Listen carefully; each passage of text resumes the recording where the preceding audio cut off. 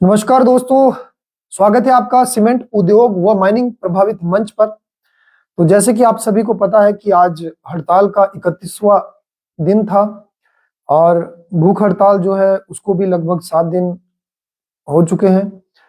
और आपने देखा कि किस तरह से ये मामला जो हड़ताल का है शुरू हुआ था 28/11/2025 से, और फिर धरना स्थल पर मैं अकेला पहले बैठा था। और जो मुद्दे हैं वो सेम है कि जैसे मैंने एसपी महोदय सोलन को भी ये लिखित में दिया था और दालाघाट पुलिस को भी कि मैं आज धरने पर बैठ बैठ रहा हूं और मेरी सुरक्षा की जिम्मेवारी ली जाए। तो वो धरना कहीं ना कहीं आज 1 महीने से ज्यादा का समय बीत चुका है उसमें। लेकिन आप देख रहे हैं कि बहुत सारे मुद्दे बीच में आए। घमारो गांव में एक जानलेवा ब्लास्ट हुआ, उसके बारे में एफआईआर के लिए लोग बैठे, लेकिन वहां पर चलिए वो मुद्दा भटक गया, चाहे भटकाया गया या षड्यंत्रकारी तरीके से वो धरना हाईजैक किया गया। बहुत सारी चीजें हुई, लेकिन उसके बाद आपने देखा कि धीरे धीरे कंपनी की हड़बड़ाहट साफ नजर आई। और ऊपर पहाड़ के ऊपर 25/12/2025 को यहाँ पर जानलेवा ब्लास्ट हुआ। मंगू घाट की पहाड़ी के ऊपर खनन क्षेत्र से बहुत भारी भारी चट्टाने ब्लास्टिंग के कारण लोगों की खेती और घरों तक पहुंची और लोगों को जान बचाकर भागना पड़ा, जिस संदर्भ में दाड़लाघाट पुलिस की तरफ से एफआईआर दर्ज की गई।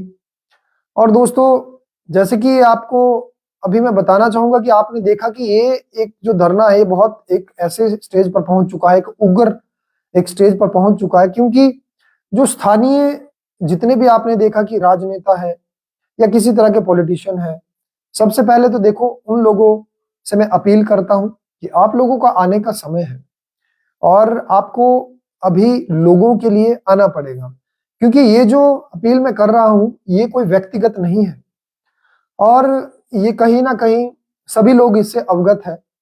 और बहुत सारी बातें बीच में हुई, मैं माननीय मुख्यमंत्री जी से भी व्यक्तिगत तौर पर मिला और मुद्दा मेरा वही था कि जो जितने भी डेंजर जोन में या जितने अवार्ड हो चुके हैं या जितनी भी लोगों की जमीनें हैं जिनकी पेमेंट कंपनी की तरफ से पूर्ण रूप से नहीं दी गई है, लंबित है जिनके तो केस, उनको पूरा किया जाए और R&R पॉलिसी CSR का उपयोग सख्ती से किया जाए और MOUs, PESO और DGMS की गाइडलाइन जो है उनको सामूहिक किया जाए। ये बहुत सारे मुद्दे थे, लेकिन कुछ दलाल बीच में आप देख रहे होंगे कि फेसबुक पर भी कुछ इस तरह से प्रतिक्रिया दे रहे हैं कि आपके मुद्दे क्या है। मतलब मैं उन मूर्खों को ये बताना चाहूंगा कि सबसे पहले तो आप लोग इतनी बार बैनर आपने देखा है, बैनर में सीधा लिखा हुआ है कि कंपनी इन इन चीजों की वायलेशन कर रही है जिनके मैंने नाम पीछे लिए, चाहे वो कोई गाइडलाइन हो, चाहे MOUs हो, चाहे R&R पॉलिसी हो, चाहे CSR जो कंपनी की सोशल रिस्पॉन्सिबिलिटीज है, उसकी धज्जियां यहाँ पर अंबुजा अडानी सीमेंट उड़ती हुई नजर आ रही है। लेकिन फिर भी आपने देखा कि किस तरह से चुप्पी बांधी गई है। और क्योंकि जो हमारे स्थानीय चाहे पॉलिटिशियन है, चाहे कोई हमारे नेशनल लेवल पर है, सभी पॉलिटिशियन से मैं कहना चाहूंगा कि देखिए अभी ये लोगों की जिंदगी का सवाल है, लोगों की जान माल का सवाल है, लोग खतरे में है। कंपनी अवैध माइनिंग, अवैध ब्लास्टिंग लगातार कर रही है और कंपनी ने, क्योंकि कंपनी के महेंद्र मेड़तिया जो माइनिंग हेड थे, उन्होंने जिम्मेवारी ली थी कि अब कोई भी खनन नहीं चलेगा, लेकिन उसके बाद घमारो गांव में ब्लास्ट होने के बाद फिर भी मांगू गांव में हो गया। ये सरेआम अंबुजा अडानी सीमेंट की गुंडई को दर्शाता है। और जो इसमें कोई अधिकारी अगर किसी भी तरह से कोई कंपनी को बचाने में लगे हैं, कोई भी विभाग हो, तो उन सबको मैं कहना चाहता हूं कि कोई बात नहीं, आप षड्यंत्र कीजिए। किसी कितने लेवल तक आप लोग षड्यंत्र करेंगे? जो लोग चले गए या मान के चलो आपकी मीटिंग से संतुष्ट हो गए या आपने पैसा दे दिया या आपने किसी तरह के हस्ताक्षर या आपने किसी भी तरह की बात कर ली, उससे तो देखो इस मुहिम को फर्क नहीं पड़ने वाला है। ये मुहिम रुकने वाली नहीं है, ये मैं बताना चाहूंगा कड़े शब्दों से, ये मुहिम चली रहेगी। और आज प्रेस नोट में हमने ये अनशन का भी यहाँ पर लगातार उसकी घोषणा भी की है कि अभी हम धीरे धीरे इसको और उग्र करने वाले हैं। लेकिन शर्म की बात यह है कि कहीं ना कहीं हम अपील कर रहे हैं इतने दिनों से कि आना चाहिए। अभी आपने देखा होगा कि छोटे से छोटे मामलों में हर कोई किसी ना किसी के घर में भी दस्तखत देते हैं, चाहे वो उच्च पॉलिटिशियन हो, कोई भी हो। लेकिन इस मामले में बिल्कुल चुप्पी बना के रखी है। क्यों बंद कमरों में आप लोग बैठे हैं? क्या आपकी मजबूरी है? क्या आपके ऊपर कोई प्रेशर है? और सुनने में ये भी आ रहा है कि ये कह रहे हैं कि जो ये ऊपर बैठे हैं पहाड़ पर, ये धरना चलता रहेगा और बाहर बाहर से हम अपना काम निकालते रहेंगे। तो अच्छी बात है अगर आप निकालते रहेंगे। और इसमें आपने देखा कि किस तरह से प्रशासन भी यहाँ पर जिम्मेवारी लेता है और उसके बावजूद ये ब्लास्ट होते हैं। तो ये जिस तरह से ये सारा मामला चल रहा है, कहीं ना कहीं ये एक मिलीभगत को तो दर्शाता ही है। लेकिन जिनको हमने चुना है अभी हाल फिलहाल में, क्योंकि अभी हमारे पास कोई चारा नहीं बचा है, हमने वो चीजें बनाने के लिए भेज दी गई है, प्रिंट होने वाला है। हम उन सभी, चाहे वो जनप्रतिनिधि हो चाहे कोई पॉलिटिशियन हो, उनके पुतले जलाने वाले हैं और ऊपर ही धरना स्थल पर जलाने वाले हैं। क्योंकि अगर लोगों की रक्षा के लिए आप आगे नहीं आएंगे, कंपनी के बचाव के लिए कमरों में दबक के बैठे हैं, तो कोई बात नहीं, आप खींच लीजिए लोगों को, आप दे लीजिए लालच। लोग जा रहे हैं, लोग चले गए, हमें कोई फर्क नहीं पड़ता बाबू भैया। आप किसी भी लेवल पर, ये राजनीति रोटियां सेकने का अवसर नहीं है, ये किसी लॉबी को बचाने का, ये जो एक गुंडई जो ये सामने आ रहा है, लोग सब समझते हैं। आप इसमें प्रतिक्रिया जरूर दे कमेंट में कि क्या मजबूरी हो सकती है कि वो जो छोटे मोटे किसी गली मोहल्ले में छोटा सा फंक्शन होता है, चाहे किसी का जन्मदिन हो, चाहे किसी के घर में वार्षिक श्राद्ध हो, चाहे शादी ब्याह, तो बहुत बड़ी बात है। इन छोटे छोटे फंक्शनों में भी जो एक अपने झंडे उठाकर हाथ जोड़कर यूं पहुंच जाते हैं, और क्योंकि वहां पर लोग होते हैं, लोगों को उन्होंने वोट तो लोगों से लेने हैं, तो वो अभी तक इतना बड़े मामले में क्यों नहीं आ रहे हैं? सीधा सवाल कर रहा हूं मैं उनसे। वो जयचंद और कंपनी के दलाल जो बीच में है, क्या सभी लोग अब कंपनी के दलाली करने में बिजी हो चुके हैं? क्या कंपनी से किसी तरह की आपकी भूख पूरी हो रही थी या है? ये सवाल है कि क्या आपको बड़ी कंपनी के खिलाफ सामने आने में डर लग रहा है? और आपकी जानकारी की मैं बता दूं, मुझे बहुत से अभी नालाघाट की तरफ से भी एक कॉल आया है, नवगांव की तरफ से। तो वहां पे मुझे बोला गया कि आप हमारी पार्टी में मिल जाइए, हम हमारी पार्टी में मिलेंगे तो हम बड़ा कुछ करेंगे, आप ही की तरह के लीडर की हमें जरूरत है और हम बहुत आगे लेके जाएंगे। हालांकि हमारी पार्टी में चलो अभी हम कर रहे हैं इसमें, और आप हमसे कब मिल सकते हैं? तो मैं दलालों को, जयचंदों को बोलना चाह रहा हूं कि ये पार्टी का मुद्दा नहीं है भैया, ये लोगों के पर्यावरण संरक्षण का मामला है। यहां पर आप किसी को, सभी लोग आपके घूस के जाल में या आपके पद के जाल में फंसने वाले नहीं होते हैं। जो लीडर होते हैं, जिनके अंदर क्रांति होती है ना, आग होती है, वही डटे रहते हैं। रही बात लोगों को आपको खींचने की, कंपनी वाले अपने ऑफिसों में बुला रहे हैं, उनको लालच दे रहे हैं, या इस एफआईआर के मुद्दे को टालने के लिए उनको उनका बेवकूफ बना रहे हैं, तो उसमें हर कोई नहीं फंसता। मैं इस बात से भी भली भांति अवगत हूं, हर किसी के खून में ये क्रांति का खून नहीं होता, इसीलिए अभी तक डटे हैं और आगे भी डटे रहेंगे। तो ये सभी से मेरा ये कहना है कि आप, क्योंकि जनता को तो सब पता होता है क्या कारण हो सकता है। अभी आपने अरावली हिल्स में देखा, कहीं ना कहीं जो भी व्यक्ति वहां पर आवाज उठा रहे थे उनके खिलाफ भी कार्रवाई हो रही थी, लेकिन आपने देखा कि किस तरह से वहां पर लोग फिर भी नो लाइफ नो अरावली के बैनर लगाकर और रोडों पर उतरकर डंडे खाने के लिए, मरने के लिए तैयार है। वो भी एक एग्जाम्पल है। हरियाणा, पंजाब से भर भर के ट्रालीज, गाड़ियां, ट्रैक्टर जा रहे हैं। लेकिन मैं ये कहना चाह रहा हूं उन सभी को जो कंपनी के दलाल बनने की तैयारियां कर रहे हैं या उनके पास जा रहे हैं, या जो सोच रहे हैं कि इसको ऊपर बैठे देंगे, हम अपना साइड से काम निकाल लेंगे, तो दलालों, मैं तुमको ये कहना चाहूंगा कि कहीं ना कहीं ये आप लोग जितना भी दे, ये कंपनी इतनी आसानी से, आप जो सोच अपना, कोई भी आदमी दिमाग लगा रहा होगा कि मेरे जाल में फंस जाएगी, मुझे पैसा मिल जाएगा, मुझे नौकरी मिल जाएगी, ये इतना आसान नहीं होता है भैया। कंपनी को बखूबी पता है कि हमें क्या करना है, कहाँ जाना है, कौन आदमी है, कहाँ पलड़ा भारी है, किसको रोकना है, ये कंपनी भी जानती है, ये प्रशासन भी जानता है, ये सभी वो नुमाइंदे भी जानते हैं जो अपने पॉलिटिशियन जो अपने बंद कमरों में बैठे हैं और किसी हीटर सेकने में ठंड में, क्योंकि उनको धूल भी नहीं खानी होगी, वो जो बंद कमरों में बैठे हैं उनको भी ये बात पता है। और वही आप लोगों के माइंड ब्रेन वॉश करके आप लोगों को इस तरह से कर रहे हैं। तो उससे तो देखो मुहिम में कोई फर्क नहीं पड़ने वाला है। ये जो क्रांति है बहुत आगे तक जाएगी, क्योंकि मुझे जगह जगह से अलग अलग चीजें सुनने को अभी आ रही है। लोग यहां तक कह रहे हैं कि जो ये जो मुहिम है, ये जो पहाड़ पर है, ये कहीं ना कहीं हमें लग रहा है कि यहाँ पर मुझे राय दे रहे हैं लोग कि इसमें लोग कम हैं, क्योंकि उनका यही कहना है कि कंपनी की तरफ लोग मिल चुके हैं या किसी भी कारण वहां पर नहीं आना चाह रहे हैं, चाहे उनको लालच दिया है, चाहे मीटिंग का।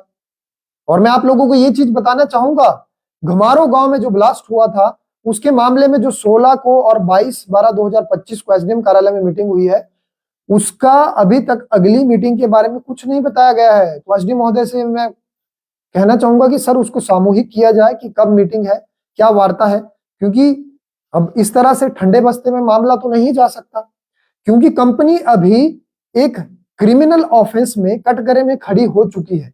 क्योंकि बार बार ये बोला गया, आपने देखा कि कभी आरोप लगाए गए, पूरे अर्की मंडल से लोग अलग अलग पंचायतों के कुछ ऐसे नुमाइंदे इकट्ठे होकर मेरे खिलाफ षड्यंत्र कर एसडीएम कार्यालय में पहले भी पहुंचे हैं और उन्होंने रील बनाने का मुझ पर आरोप लगाया, बहुत सारी चीजें करी कि वायरल होना चाहता है। लेकिन मैं उन चाटुकारों से, उन 2 कौड़ी के लोगों से, उन दलालों से ये कहना चाहूंगा कि अब आप कहां गए, अब आप क्यों एकजुट नहीं हो रहे हैं? अब जब आपको पता चल चुका है कि कंपनी दोषी है, पहले तो चलो आपने मुझे दोषी बना दिया कि रील बना रहा है, वायरल हो रहा है। आज जब कंपनी के ऊपर एफआईआर हो गई है, तो मैं उन पॉलिटिशियन से और उन नुमाइंदों से जो एसडीएम कार्यालय में पूर्व में भी और चले जाते हैं वहां पर बिना स्टडी किए, वो अनपढ़ों की तरह, गंवारों की तरह वहां पर पहुंचकर सिर्फ बढ़ बढ़ करके बातूनी वहां पर बकवास मारते हैं, वो आप लोग कहां गए भैया? हवा टाइट हो गई आप लोगों की। आप सिर्फ चाटुकारिता के लिए आप लोगों को, आप किसी गांव के नुमाइंदे चुने गए हो। मैं सभी को बोलना चाहूंगा, जिन जिन लोगों ने ये कहा था, तो मैं सभी से ये कहना चाहूंगा कि अभी कंपनी मुजरिम घोषित हो चुकी है। एफआईआर का मतलब होता है कि वो दोषी है। और बीच में देखिए ये भी सुनने में आया कि मुझे अभी यहां से ये भी कहने सुनने में आ रहा है कि आप आइए और बात करिए कहीं कार्यालयों में, और नहीं तो आपके ऊपर कार्रवाई होगी। तो मैं कहना चाहूंगा पहले कहूं क्यों नहीं की फिर कार्रवाई? 2 एफआईआर और 2 सिविल सूट से मन नहीं भरा आप लोगों का? कर दीजिए ना कार्रवाई, करिए कार्रवाई। डरता कौन है?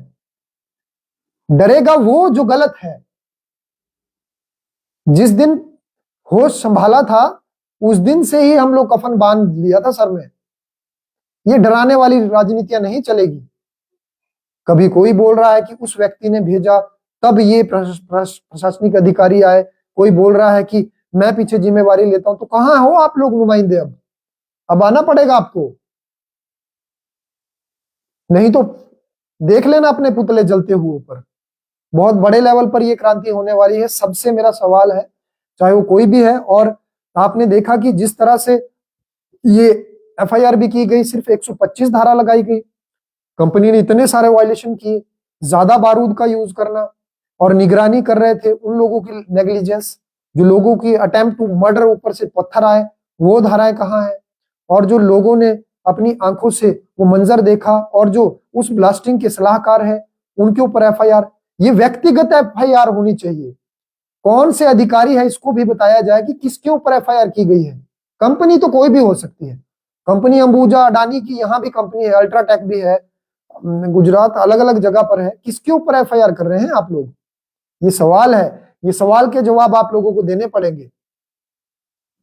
और जिन लोगों को आप खींच रहे हो, जिन लोगों को आप लालच या कुछ भी आप प्रलोभन करके जो भी टेक्निक्स अपना रहे हो ना, वो अपनाते रहिए। ये बहुत बड़े लेवल पर मुद्दा होने वाला है। आपको पता नहीं है अभी कि ये जो क्रांति अभी उठ चुकी है ना, ये किसी को जिनको लालच देना है वो आपके पास आते रहेंगे, वो जाते रहेंगे, उससे फर्क नहीं पड़ता। लेकिन जिनको आप हड्डी फेंकने की कोशिश कर रहे हो ना, बड़ी हड्डी, वो इतनी आसानी से आपके चक्कर में नहीं पड़ने वाले हैं। एक्सपोज तो किया जाएगा, गुंडे को एक्सपोज किया जाएगा। ये पर्यावरण का मामला है, ये जीव जंतु का मामला है, ये हमारे वाटर सोर्सेज का मामला है, जो पानी सूख चुका है, ये हमारे लोगों की लंग्स का मामला है। जो ये पहाड़ है, ये लंग्स है, हमारे फेफड़े हैं, सांस लेते हैं हम इनसे। ये लोगों को जो आपने बीमारियां, केमिकल डाले हैं खेती में, ये आप एक्सपोज हो रहे हो। आपने देखा रठो गांव में लोगों ने, महिलाओं ने किस तरह से वहां पर चेतावनी दी है, प्रशासन को भी, कंपनी को भी। महिलाओं ने वो वीडियो निकाल कर देखिए पहले, और जितने पॉलिटिशियन है उनको भी कहा कि आप लोगों के खिलाफ हम लोग राज्य स्तरीय पर धरना देने वाले हैं। तो बैक हैंड पर हमारी भी तैयारियां चल रही है आप लोग। और ये भी सुनने में आया दोस्तों, मैं बताना चाहूंगा कि जैसे हम रुठो गांव में गए, अभी वहां पर कोई कमेटी होगी तो वो वहां पर मशीन लेकर पहुंच रहे हैं सरप्राइजिंगली। वो कह रहे कि हम आपके लिए रोड बनाएंगे। मतलब आप रोड बनाओगे तो कंपनी तो 1992 में 28 मई से शुरुआत हो चुकी, तब से लेके आप लोगों की कमेटियां कहां थी? हमें ये कमेटियां नहीं चाहिए, हमारा मंच इसका बहिष्कार करता है। वही दलालों को उस कमेटी में रखा गया है, वो नहीं चाहिए। हमने हमेशा कहा है अमेंडमेंट की जाए और उसमें तकनीकी राष्ट्रीय स्तरीय एक्सपर्ट आए कि जिन जिन घरों में दरारें आई हैं, संरचनाएं घरों में, और जो लोगों के पानी के रिसोर्सेज सूख चुके हैं, ये उसके बारे में, और R&R पॉलिसी, और 20 से 30 मीटर महिलाओं ने बताया कि हमारे घर बने हैं और वहां पर ये हाल है। बावड़िया, कुएं, सब कुछ सूख चुका है, पानी से गुजारा नहीं हो रहा है, देखिए आप। और उन महिलाओं ने सीधे कड़े शब्दों में कह दिया है कि यहाँ पे हम छोटे स्तर पे नहीं करने वाले, बड़े स्तर पे करने वाले हैं। और वो ही नहीं, बैक हैंड पे बहुत से ऐसे लोग हैं, आप जाते रहिए, खींचते रहिए लोगों को, जो आना चाहते वो आएंगे आपके पास। हमारा मंच भी उनका बहिष्कार करता है, हम कोई उनको कॉल नहीं करेंगे, हम उनको नहीं कहेंगे कि आप आइए हमारे साथ। और आप देख रहे हैं, जनता देख रही है, वो वहां पर जाने के बाद दोबारा वहां भी आना पड़ रहा है। जब चारा कोई नहीं बचेगा, आपको ये मीटिंग के बहाने, क्योंकि लोग, कंपनी ये षड्यंत्र कर रही है, हर एक चीज को अपने बचाव में, अपने पक्ष में खड़ा कर रही है, चाहे कोई भी किसी तरह का विभाग या अधिकारी हो, तो ये लोगों को नजर आता है। भैया कितने दिन तक आप लोगों को लालच देकर बैकफुट पे धकेलोगे? आगे बहुत से आप एक्सपोज होने वाले हो, और इतने बड़े लेवल पर होने वाले हो कि पूरा देश, इंटरनेशनल मीडिया आपकी न्यूज छापने वाला है। मैं तो कहता हूं मिस्टर अडानी महोदय, मैं ये कड़े शब्दों में कहना चाह रहा हूं कि आपके जो अधिकारी है, लाइक कोई भी है, चाहे मुकेश सक्सेना जी है, चाहे संदीप सिरा जी है, चाहे नीचे है, आप लोगों ने बंद कमरे में मीटिंग करी, आप लोगों ने 45 मीटर नीचे खुदाई करने के लिए लोगों को कहा कि हमें परमिशन दीजिए। हम डेंजर जोन लेने से बचने के कारण उनकी जमीनें माइनिंग जोन में ऐड करने की जो प्रस्ताव रखे, वो आपने सामूहिक नहीं किए, और FIR अब आप लोगों के ऊपर हो गई। अडानी महोदय जी से मैं, आपके जो सीनियर है ना, जो उन दलालों को, सभी को मैं कहना चाह रहा हूं कि शेयर गिरेंगे, बहुत कुछ होगा। अगर आप लोगों को पैसा नहीं देंगे ना, गरीब लोगों को, गरीब लोग हैं वो, जिन लोगों को आप लालच के एक लोटे में डाल रहे हो, गरीब लोग हैं, उन लोग, वो अपना हक मांग रहे हैं, वो फ्री में नहीं मांग रहे हैं आपसे कि हमें दीजिए। तो ये मैं कहना चाहूंगा आप सभी से कि ऐसा कुछ नहीं, आप जितनी भी स्ट्रेटेजी लगा लीजिए, आप अगर लोगों को पैसा नहीं देंगे ना, एक्सपोज बड़े लेवल पर होने वाले हो आप लोग, और इतने बड़े लेवल पर आपके शेयर गिरेंगे ही गिरेंगे। लोगों के पैसे नहीं दोगे ना, तो फिर ये तो सहना पड़ेगा। या तो लोगों को पैसे दीजिए, या तो फिर लोग डिसाइड करेंगे। लोग तो भाग जाते हैं भैया, आज मेरे साथ से भाग रहे होंगे, कुछ आप खींच रहे होंगे, आपके दलाल, लेकिन आपके भी महोदय जी, जो आपकी ये कंपनी है ना, आप में, आपको पता होगा कि 50% से ज्यादा शेयर किसके पास है, लोगों के पास है ना आपके, तो लोग भी वहां से भी खिसकते हैं। थोड़ा सा समय आने दीजिए। प्राकृतिक आपदा से लेके और नेचुरल डिजास्टर, और किस तरह का विश्व युद्ध या कोई नेगेटिव न्यूज, या जब एक्सपोज होती है ना आप जैसी कंपनीज, तब शेयर गिरते ही गिरते हैं। तो आप लोग उसके लिए तैयार रहिए। हम नहीं डरते किसी चीज से, किसी लोगों से। गुंडे आप बाउंसर साथ में लेके आइए, आप जो मर्जी कीजिए, डरा दीजिए लोगों को। और मैं सभी को कहना चाहूंगा कि भाइयों, देखिए, आप लोगों को डराया गया, आपने मुझे मेरे पास कहा कोई बात नहीं, हम है तो एक ही, इस कंपनी के जाल में नहीं फंसना है। तो आप लोगों से मेरा निवेदन है कि पॉलिटिशियन भाई तो जब आएंगे तब आएंगे, उनके तो चलो पुतले हम ऊपर कर रहे हैं तैयारियां, वो 1-2 दिन में हम वहां पर जलाते हैं बढ़िया तरीके से, फोटो फ्रेम लगाकर एचडी क्वालिटी में फोटोज आ रहे हैं, आप बैठिए घर में, दबक के रहिए अंदर, कोई बात नहीं।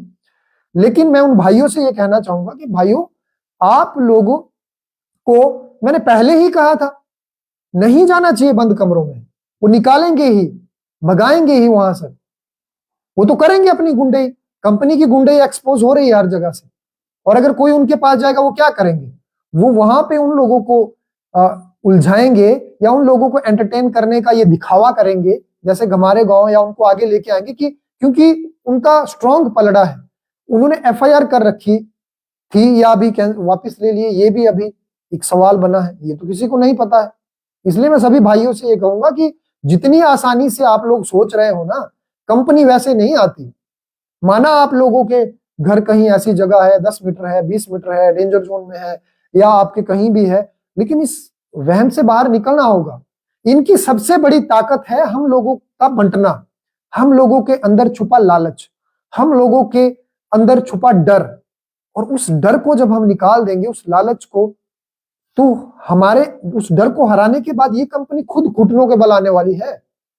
और मैं सभी उन नुमाइंदों से कहना चाहता हूं, दलालों से, उन दलों से, दला शब्द उनके लिए ठीक है, कि तुम लोग बाइकआउट पहले भी थे, आगे भी होंगे और होते रहोगे हमेशा। इसको आप कितना भी किसी को बोलिए, हमारी पार्टी से मिलिए, यहां पर आइए। संदीप जी, आपका नंबर मेरे पास है, अब जिस भी पॉलिटिशियन ने ये बात मुझे कही होगी वो सुन रहे होंगे। संदीप जी, आपका नंबर तो मेरे पास है ना, आप मुझे कॉल कीजिए, आपका मैं सॉर्ट आउट कर दूंगा मामला। तो भैया ऐसे नहीं चलेगा। आप होंगे कहीं के पूरे एरिया के कोई भी, आप होंगे हिमाचल लेवल के कोई भी, गलत आदमी से पंगा ले लिया है आप लोगों ने, गलत। कोई बात नहीं, एक जिंदगी मिली है, अगर ये आखिरी दिन आज का भी होगा ना तो मंजूर है। एक भाई मुझे कमेंट कर रहा है, वो कह रहा है कि भैया सोनम वांगचुक भी आपकी तरह सालों से लड़ रहा था, अनशन पे बैठा, कि आप कहीं दूर चले जाइए यहां से, नहीं तो आपको भी देशद्रोही एनएसए या कोई देशद्रोही करार लगाकर आपको जेल में बंद करके गुमनामी के अंधेरों में गायब कर देंगे, क्योंकि पूरा का पूरा सिस्टम इनको बचाने में लगा है। सभी भ्रष्ट हो चुके हैं, भ्रष्टाचारी है, सब सब मिल चुके हैं, सभी वहां पर पेटियां अपनी लेकर जाते हैं, इतना कुछ उन्होंने कहा है। तो मैंने कमेंट में एक ही बात कही है, भैया जेल जाना मंजूर है, मरना मंजूर है, लेकिन गुलामी मंजूर नहीं है। ये बात पूरे कागज पे लिख ले अभी, कोई बात नहीं, देखना है जोर कितना बाजुए कातिल में है। सभी लोगों से मैं कहना चाहूंगा, ऊपर नीचे दाएं बाएं जितने भी लोग हैं, एकजुट होने का ये समय है भाइयों। और ये जो कुछ लोग मैंने सुना कि जिनके घरों में संरचनाएं हैं, चाहे वो कहीं भी पहाड़ी के थोड़े नीचे हो सकते हैं, उन लोगों की तरफ से देखिए कितने हैरान करने वाली चीजें आ रही हैं। वो कह रहे हैं कि चलो, कुछ लोग कह रहे हैं इस तरह से, अब सच है या झूठ ये तो भगवान जानता है, कि अभी तो हमारे नजदीक नहीं पहुंची है कंपनी, इस चीज से बाहर आना पड़ेगा। हर एक एक्सपोज होगा, यहां पर नंगा किया जाएगा।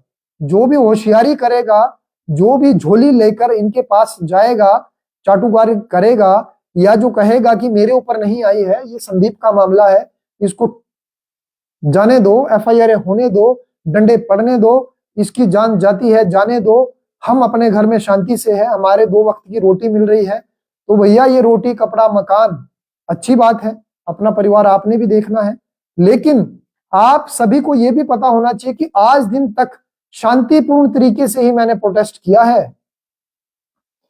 मुझे यह भी पता है लोगों के ऊपर एफआईआर नहीं करवानी है, लोगों को मरवाना नहीं है। काफी जयचंदों ने कोशिश करी, ये कर देंगे, कूद जाएंगे, मार देंगे, फांक देंगे, डंडे उठा लेंगे, गले काट देंगे, बहुत से लोग बीच में आए, वो अपनी आज रंजिशें निकाल रहे हैं। सुनने में आया है कि वो कंपनी से डायरेक्ट कनेक्ट है, और उन्होंने मुझे कॉल करके किसी ने बताया जो उनके पास ही थी कि देखिए संदीप जी ये कह रहे हैं कि संदीप को वहां रहने दीजिए, आप साइड बाय साइड अपना चलाते रहिए सिस्टम जो चल रहा है, जो जनता जानती है, जनता सब जानती है, जनता बेवकूफ नहीं है। तो इससे कौन डरता है, कौन डरता है, किसको डराने की बात कर रहे हैं आप? ये मंच नहीं डरने वाला है, हमारा मंच इसका पुरजोर विरोध करता है और जल्दी ही वो सभी, चाहे वो कोई, मैं कड़े शब्दों में कहना चाहूंगा, चाहे कोई अधिकारी है, चाहे विभाग है, और खासकर सबसे पहले जो हमारे स्थानीय जो पॉलिटिशियन है, उनसे अपील है वो आए आप लोग। नहीं तो हमारे पास यही चारा है, हम पुतले भी फूंकेंगे और आगे जो रणनीतियां है वो स्टेप बाइज हम उनको रिवील करते रहेंगे। बच नहीं सकता अब कोई भी। सबको दिख रहा है ये नरसंहार, सबको नजर आ रहा है मौत ऊपर मंडरा रही है। 7 दिनों से भूख हड़ताल पे हूं, 101 के करीब अभी मुझे फीवर है, लेकिन नजर आ रहा है आपको आंखों में? ये नजर नहीं आएगा, क्योंकि इस खून में पानी नहीं है। जिन लोगों को आप खींचना चाहते हो दलालों के थ्रू, इस खून में कुछ और भरा है भाई साहब। जिस दिन आखिरी सांस होगी ना, या इस दुनिया से जाएंगे ना, काट के देख लेना क्या निकलेगा। इंकलाब निकलेगा इससे। वो चाटुकार आए होंगे आपके दरवाजों तक,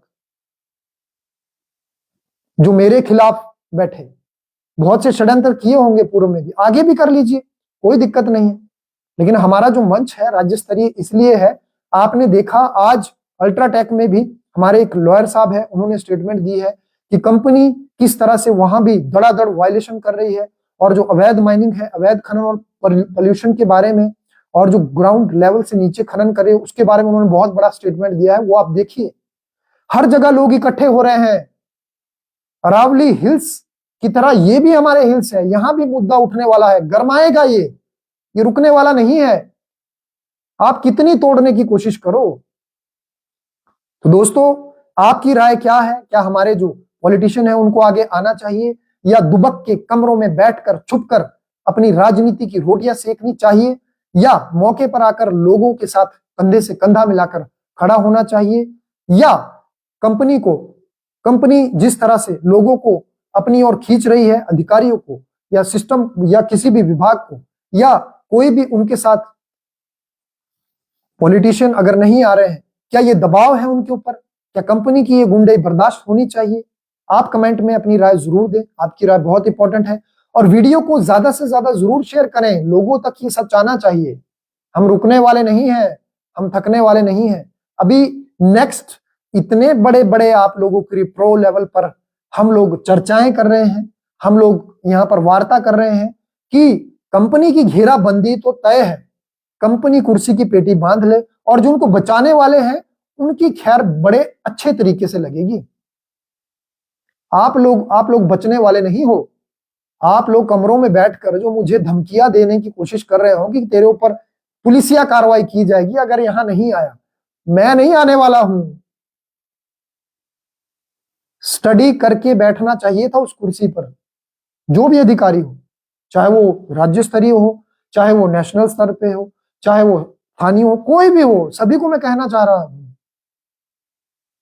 भटकता वो है, भूलता वो है मुद्दे से, कंफ्यूज वो होता है, धड़ाधड़ ब्लास्टिंग की वजह से लापरवाहियां उससे होती है, गलत जो पत्राचार में गलत लाइनें वो ऐड करते हैं, और मुद्दे से वो भटकाने की कोशिश, और कंफ्यूज वो होते हैं।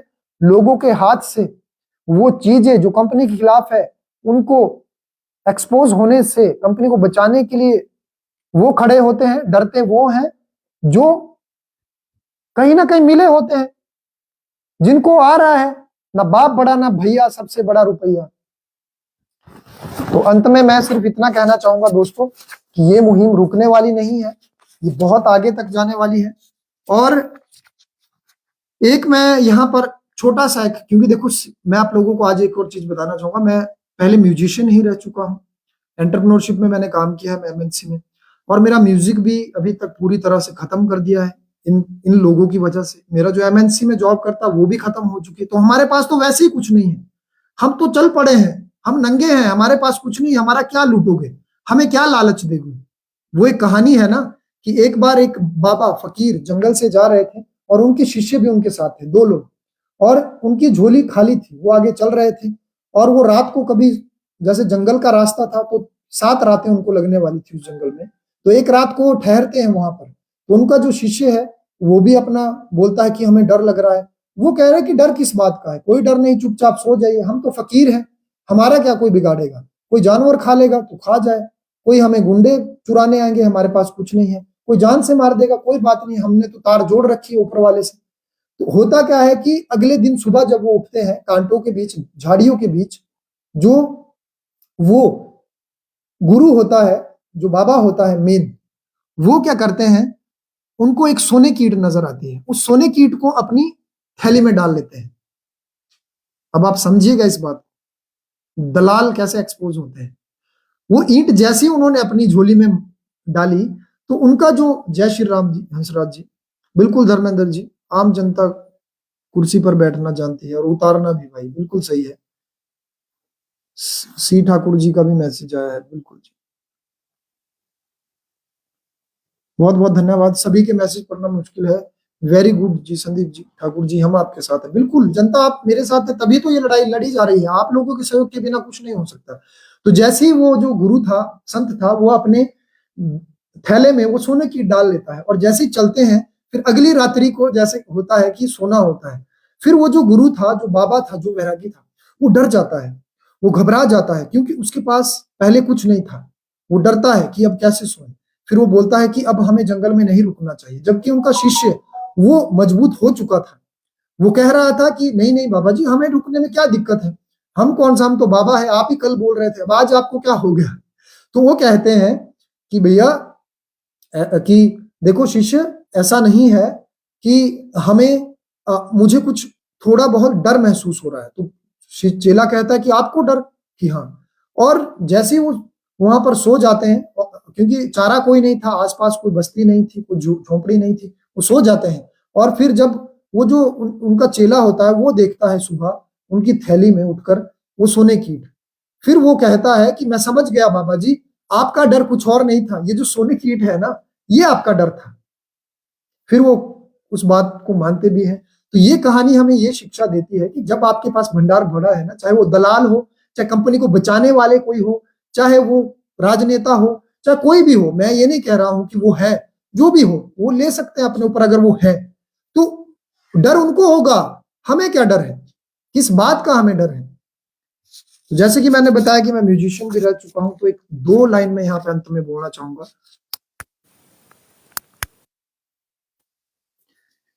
ये हौसला कैसे रुके, ये आरज़ू